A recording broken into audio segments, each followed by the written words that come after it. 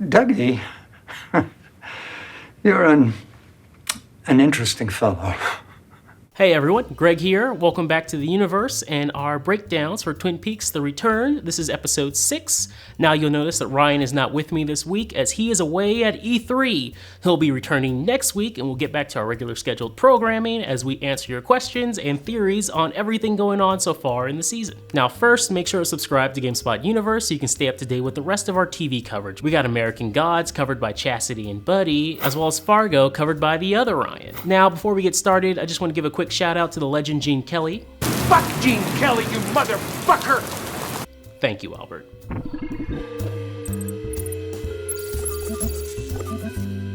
Alright, so let's jump right in. We finally know who Albert and Cole were talking about during the Blue Rose conversation. Don't know where she lives? I know where she drinks. It's Diane, who of course is played by Laura Dern. The second Albert said Diane, I think we all knew it would be Dern. Diane, 11:30 a.m., February 24th. After 26 years, we finally are introduced to the woman who long ago received Dale Cooper's dictated tapes and sent him a pair of earplugs. Now, Dern is a longtime Lynch collaborator, having starred in Blue Velvet, Wild at Heart, and Inland Empire. Next up, Balthazar Getty's character reappears after the last time we saw him in the Roadhouse at the end of part 2. But this episode formally introduces us to the criminal character named Red. Have you ever studied your hand? Red engages in some criminal activity with local asshole Richard Horne and then shows him a very creepy magic trick.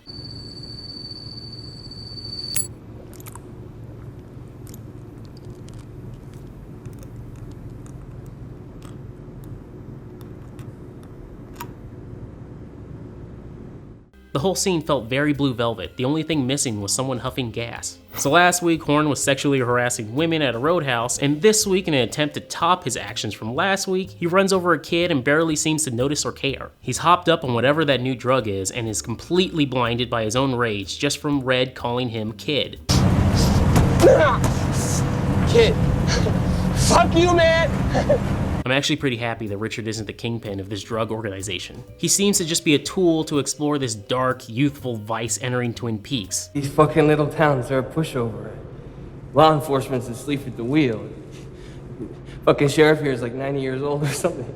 Harry Dean freaking Stanton finally returns. The last time we saw Carl Rodd was in Fire Walk With Me, as the proprietor of the Fat Trout Trailer Park. Apparently this is the new Fat Trout Trailer Park that is located closer to Twin Peaks. In the secret history of Twin Peaks, the trailer park moved locations. Now, one of the most interesting parts about Carl's return this week, after witnessing the hit and run, he sees the young boy's spirit leave his body and ascend to the sky. Now, his visions could stem from his abduction as a child with the log lady. See, I've already gone places.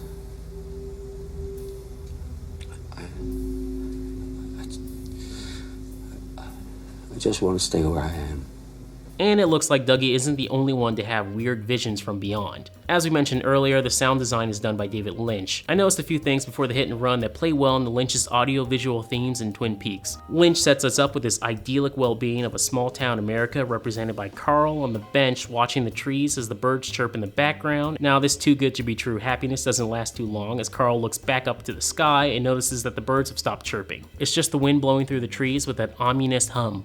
This segues right into Richard barreling down the road as his truck's engine is roaring in the background. Now, I may be thinking too far into this, but I see this as nature versus industry as Richard represents this drug youth culture taking over Twin Peaks and literally running over the idyllic vision of the town. I knew this episode was going to be pretty brutal after we got that shot of the traffic lights, giving a sense of loneliness and impending doom to come. So Hawk finally finds his clue. The scene starts off with Hawk dropping a coin into a stall of the men's restroom. The face on the coin was Native American, and perhaps he recalled the log lady's advice about his heritage. The way you will find it has something to do with your heritage. He then noticed that the door in the stall was created by the Nez Perce Manufacturing. Now, the Nez Perce, which is Hawk's tribe, are mentioned a lot in the secret history of Twin Peaks as they are the largest tribe Lewis and Clark meet between the Missouri River and the Pacific Coast. In Mark Frost's book, in an excerpt that will probably give Ken Burns an aneurysm, the tribe brings Meriwether Lewis to their chief, Twisted Hair, who gifts him the Owl Cave ring. Back to present day, Hawk rips the door open to find some random pages. This is most likely Laura Palmer's secret diary. Long story short, Annie Blackburn, played by Heather Graham, tells Laura, I've been with Dale and Laura. The good Dale is in the lodge, and he can't leave. Write it in your diary. Now, a lot would need to be explained for this to work. Did Mike leave those pages in there? Did Leland leave those pages in there? The way the show's going, I fully expect this to probably just be a recipe for chocolate bunnies. It's not about the bunny. Okay, I'll admit it, I'm starting to grow tired of the Dougie Jones Eraserhead Cooper character. I really hope he snaps out of it soon, or finds the light.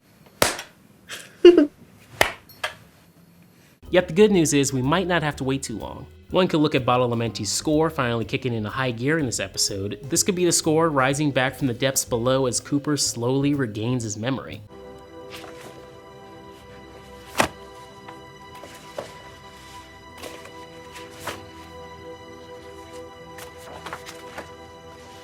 Even Mike's tired of Dougie's shit. Mike calls out from the Black Lodge to try to wake Cooper up.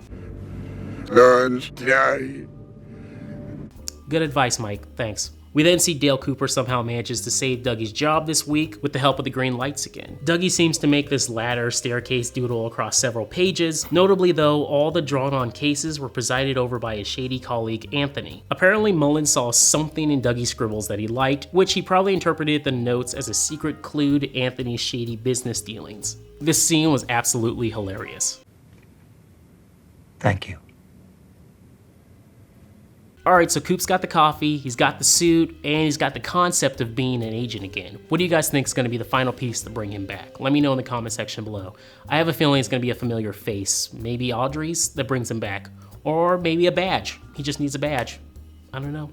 Now, whatever Dale needs to wake up, he better fucking hurry because Ike the Spike is coming to stab him in the face. Duncan Todd reappears for a brief moment when he's pinged by some mysterious entity on his computer, which again may have something to do with Philip Jeffries or this unknown billionaire. This leads to Todd sending in Ike to take out Tammy for not following through with Dougie's murder, and now Ike has his sights set on Dougie. Now, Mike may need to be a little bit more direct with Dougie the next time he sends him a message. Like a little man with an ice pick's coming to stab you in the face. Run! Finally, I just want to bring up how bizarrely awesome Naomi Watts' acting has been. We are not wealthy people. We drive cheap, terrible cars. We are the 99%ers, and we are shit on enough, and we are certainly not going to be shit on by the likes of you.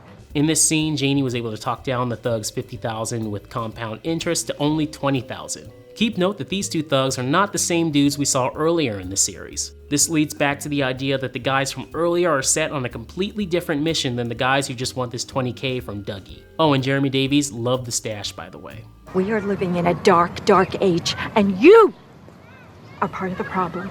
Now for some quick notes and Easter eggs I noticed in this episode. Now, the intersection in the hit and run looks to be the same part of town where Mike Philip Gerard yells at Leland and Laura in Fire Walk With Me. The famous Sparkwood and 21 lights finally appear in this episode. After that hit and run, we can hear Badalamenti's score kicking in, which may be a callback to his composition for City of the Lost Children. A new character shows up with Carl in his car ride into town and mentions the name Linda. We may finally have our Linda to our Richard. All we know so far is that she's in a wheelchair and she may be a veteran due to Carl blurting out, Fucking war. While Gene Kelly's quote was awesome, I also love the line, Jade give 2 rides. I'll bet she did. We may have finally heard that crappy hip-hop track for the last time with the death of Tammy. I just attributed that song to an audiovisual cue for the audience to remind us who she is. Also, I just want to bring up a quick note about Chad. You couldn't take being a soldier. Fuck you, Chad. Fuck you and everybody who looks like you. And finally, I wanted to end this on the same note as part 6 has, with Sharon Van Etten. She's one of my favorite performers, and I absolutely love that Lynch had her play Tarifa in The Roadhouse. While Lynch has been known to bring men to tears on camera multiple times throughout the history of the show, well, Etten can do the same. I love Sharon's music a stupidly large amount and have for many years, and I'm a bit overwhelmed by this. Thank you so much for watching. Now I know we probably missed something in this episode, so let me know what it is in the comment section below, or just hit me up on Twitter at GregFT155. And as always, keep it here, the GameSpot universe. Bye-bye.